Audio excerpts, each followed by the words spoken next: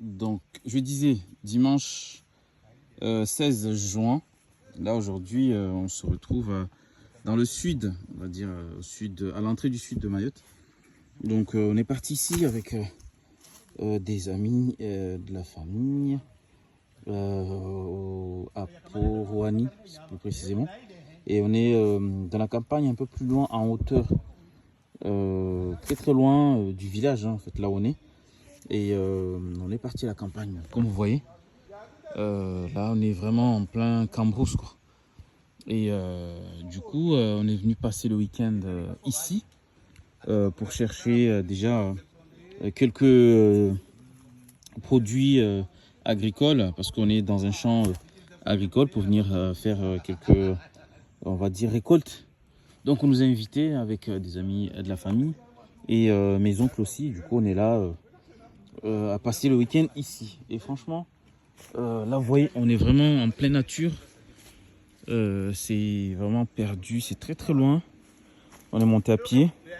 Mais j'aime beaucoup parce que c'est pleine nature. Il y a plein de choses super intéressantes à voir. Moi qui aime beaucoup être dans la nature, franchement, je me sens dans mon élément. Là, vous voyez, c'est de la noix de coco sèche qu'on récupère si par exemple, admettons, on veut faire des... on veut cuisiner ou tous les plats à base de coco. C'est fait avec ça. Donc du coup, il y en a plein qu'on ramasse ici. Comme là, il y a celui-là. Il y a notre coco là. Et puis il y en a une autre là aussi que ouais, j'ai ramassé. Après, à côté, je vous avais montré une première image là, vous voyez.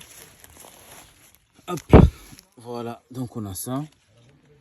Il y a, il y a vraiment plein de choses super intéressantes. J'aime beaucoup vraiment être en pleine nature comme ça. Vous voyez, c'est des espèces de feuillage hyper large en fait, de feuilles, même pas des feuilles, c'est des feuilles.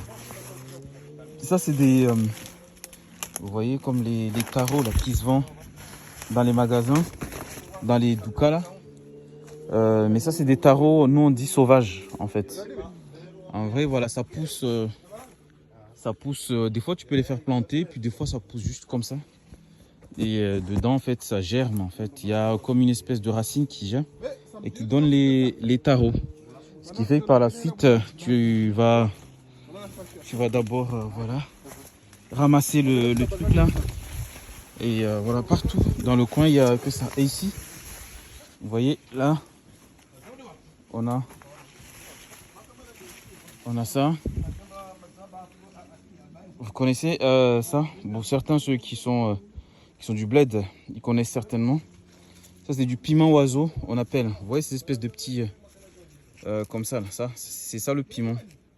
C'est du piment oiseau. Il y en a plein dans le coin, on le ramasse et puis on le passe au mixeur pour faire le piment écrasé qu'on mange avec la sauce. Ça, c'est du piment purement. Ça n'a pas du tout été planté, mais ça a poussé à l'état naturel comme ça. C'est du piment sauvage, comme nous, on a tendance à dire. Il y a le piment de Cayenne que beaucoup de gens connaissent, le piment rouge là un peu, qui ressemble à des comme de la cerise, mais là c'est du piment purement, comment on appelle, piment oiseau, tu vois. Là ça commence à mûrir comme ça, et en fait on ramasse ça, on les met dans des petits sacs, hein, dans des sachets ou même dans des bocaux, et par la suite tu arrives à la maison, tu vas le passer, tu le nettoies un peu, tu le passes au mixeur, et après tu l'écrases, et ça donne le piment qu'on mange avec les plats ou qu'on utilise, quoi. Donc là, ici, voilà, il y en a une autre là qu'on peut ramasser, vous voyez. Hop. Voilà, c'est des choses que nous, voilà, on peut ramasser ici, de la nature. Ah, il y a aussi plein de papayers, il y a plein de... Enfin, c'est juste exceptionnel, quoi. Avec les cocotiers comme ça, vous voyez. Voilà, mais après ici, dans le coin, c'est un endroit, c'est un parcelle où on a planté plus des aliments, en fait, de tout ce qui est alimentaire, tout ça.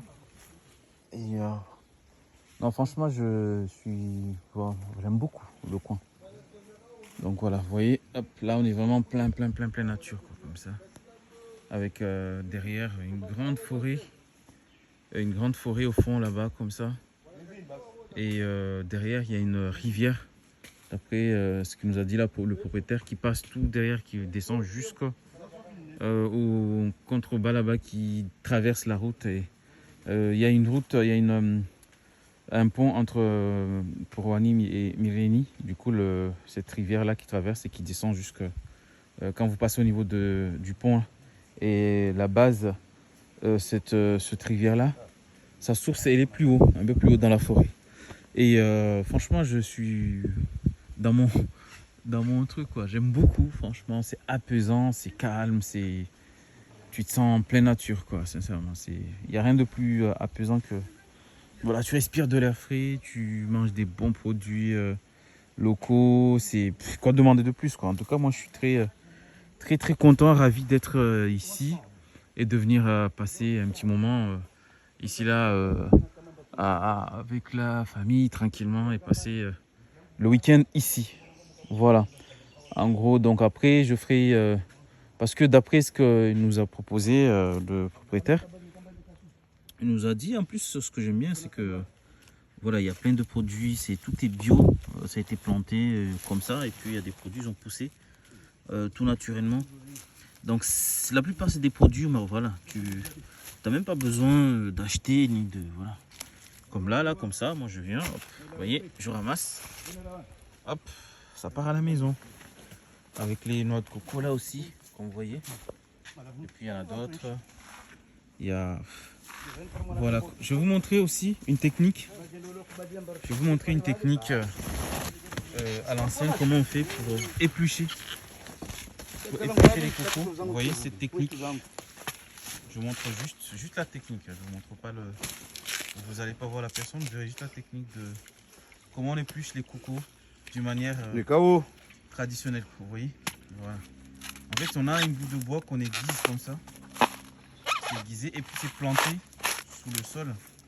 Et tu prends la noix de coco. En fait, tu enlèves l'écorce qu'il y a autour.